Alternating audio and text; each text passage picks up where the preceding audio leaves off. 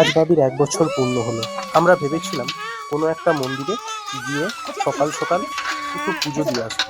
তাই বাবি সকাল সকাল স্নান করছিল। স্নান করতে করতে কত মজা দেখো তোমরা। তারপর স্নান হয়ে যাওয়ার পরে মা রেডি করে দিচ্ছিল ওকে, জামা প্যান্ট পরিয়ে চুল টুল আঁচড়ে রেডি করে দিচ্ছিল। ঘুরতে যাওয়ার জন্য একদম রেডি, বসে পড়েছে একদম চুপ।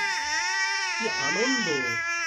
আমরা যে মন্দিরে যাব বলে ঠিক করেছিলাম সেটা হচ্ছে জগৎপুরের কালী মন্দির। গাড়িতে করে যাব, তাই গাড়িটা স্টার্ট দিয়েই একদম তিনজনে বেরিয়ে পড়লাম মন্দিরের উদ্দেশ্যে।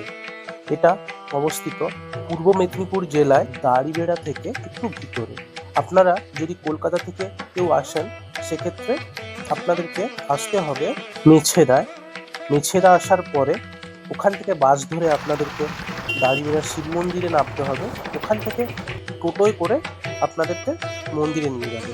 যাওয়ার পথে আরেকটি কালী মন্দির পড়ে, দাড়িবেড়ার কালী মন্দির। তো আমরা দেখতে দেখতে ভিতরের দিকে চলে এসেছিলাম এবং একদম মন্দিরে প্রবেশ করছি।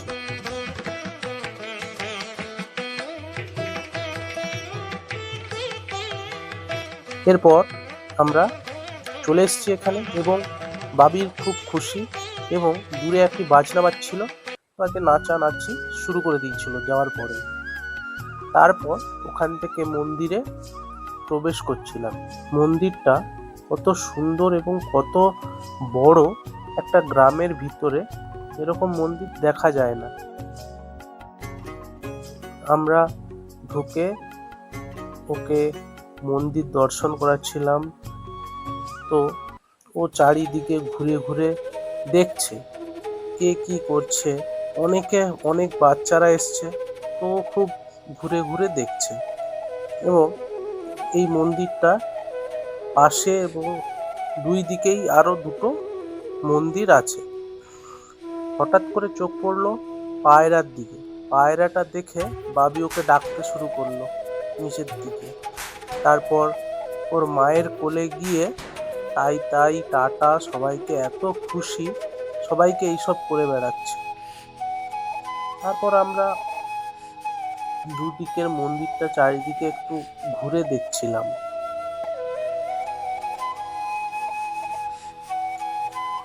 এবং শিব ঠাকুর, তারপর অনেক অনেক ধরনের ঠাকুর আছে, অনেক কারুকার্য দিয়ে তৈরি। টুকটাক এখনো মন্দিরের কাজও চলছে। তো আপনারা একটু দেখুন ঘুরে ঘুরে মন্দিরটা।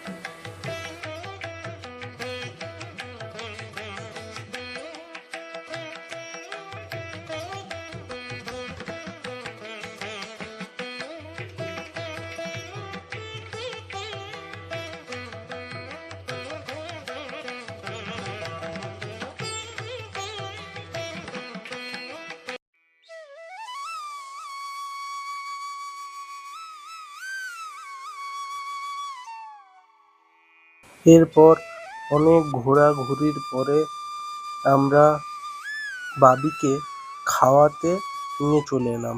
ওর খাওয়ার যেহেতু আলাদা, তো বাড়ি থেকে ওর মা খাওয়ার রেডি করে নিয়ে গেছিল। তো সেখানে বসে দূরেই একটা বসার জায়গা আছে, ওখানে বসে ওকে খাওয়াতে শুরু করলো।